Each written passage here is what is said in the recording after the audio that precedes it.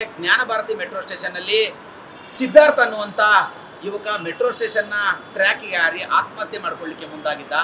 ಆದರೆ ರಶ್ಮಿ ಅನ್ನುವಂಥ ಒಂದು ಸೆಕ್ಯೂರಿಟಿ ಗಾರ್ಡ್ನ ಸಮಯ ಪ್ರಜ್ಞೆಯಿಂದ ಇವತ್ತು ಆತನ ಪ್ರಾಣ ಉಳಿದಿರುವಂಥದ್ದು.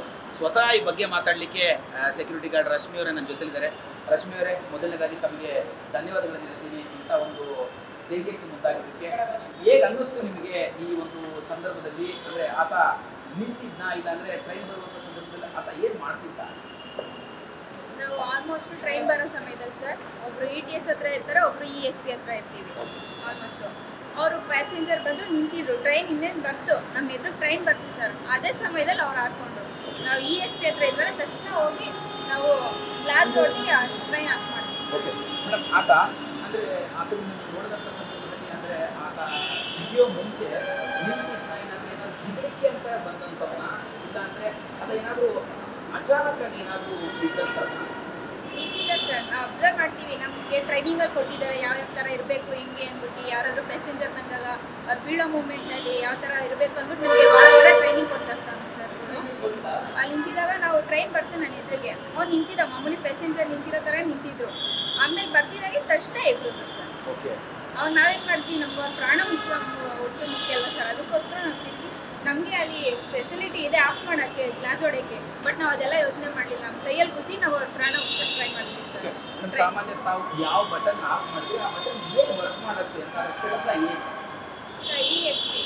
ESP ಅಂದರೆ ಎಮರ್ಜೆನ್ಸಿ ಸ್ಟಾಪ್ ಲೇಸರ್. ಅದು ಟ್ರೈನ್ ಆಫ್ ಆಗುತ್ತೆ ಸರ್. ಮೇನ್ ಟ್ರೈನೇ ಆಫ್ ಆಗುತ್ತೆ, 5 ಸೆಕೆಂಡಲ್ಲಿ ಟ್ರೈನ್ ಆಫ್ ಆಗುತ್ತೆ. ಅಂದರೆ ಮೇಡಮ್, ಆ ಬಟನ್ ಒತ್ತುತ್ತಿದ್ದಂತೆ ಆತ ಇಲ್ಲಿದ್ದ, ಆ ಬಟನ್ ಒತ್ತಿದಾಗ ಸಿದ್ಧಾರ್ಥ ಅಂತ ಆಲ್ರೆಡಿ ಕೆಳಗಡೆ ಎಗ್ರಿದ್ರು ಸರ್ ಅವರು. ಅವ್ರು ಆಲ್ರೆಡಿ ಎಗ್ರಿದ್ರು.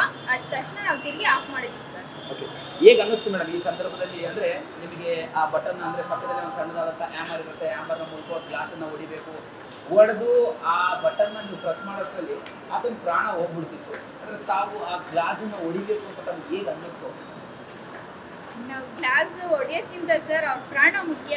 ನಮ್ಗೆ ಏನಾದರೂ ಪರವಾಗಿಲ್ಲ, ನಮ್ಮ ಸೇಫ್ಟಿ ಇದ್ರೂ ಸಹಿತ ನಾವು ತಲೆ ಕೆಡಿಸ್ಕೊಳ್ಳಿಲ್ಲ. ನಮ್ಮ ಕೈಯಲ್ಲಾದರೂ ಗುದ್ದಿ ನಮ್ಮ ಟ್ರೈನ್ ಸ್ಟಾಪ್ ಮಾಡಿ ಅವ್ರ ಪ್ರಾಣ ಉಳಿಸ್ಬೇಕು ಅನ್ನೋ ಧೈರ್ಯನ ನಮ್ಗೆ ಸರ್. ಮೇಡಮ್, ಆ ಬಟನ್ ಪ್ರೆಸ್ ಮಾಡ್ತಿದ್ದಂತೆ ಎಷ್ಟು ನಿಮಿಷ ಆಗುತ್ತೆ ಮೇಡಮ್ ಟ್ರೈನ್ ನಿಲ್ಲಕ್ಕೆ ಅಂತ? 5 ಸೆಕೆಂಡ್ ಅಷ್ಟೇ ಸರ್. ಓಕೆ ಮೇಡಮ್, ಹಿಂದೆ ಯಾವತ್ತಾದರೂ ಇಂಥ ಒಂದು ಘಟನೆನ ಯಾವತ್ತಾದ್ರೂ ಫೇಸ್ ಮಾಡಿದ್ರಾ? ನೋಡೇ ಇಲ್ಲ ಸರ್ ನಮ್ಮ ಲೈಫಲ್ಲಿ. ಇದೇ ಫಸ್ಟ್ ನಾವು ಈ ಥರ ಫೇಸ್ ಮಾಡಿದ್ದು.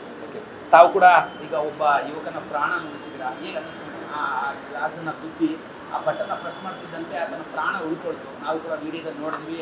ಆತ ಟ್ರೈನ್ನ ಅಳಿಯ ಕೆಳಭಾಗದಲ್ಲಿದ್ದ ಟ್ರೈನ್ ಅಡಿಯಲ್ಲಿದ್ದ. ತಮ್ಗೆ ಹೇಗೆ ಅನ್ನಿಸ್ತು ಮೇಡಮ್ ಆತನ ನೋಡಿದಂಥ ಸಂದರ್ಭದಲ್ಲಿ, ಈ ಘಟನೆ ಆದ ನಂತರದಲ್ಲಿ?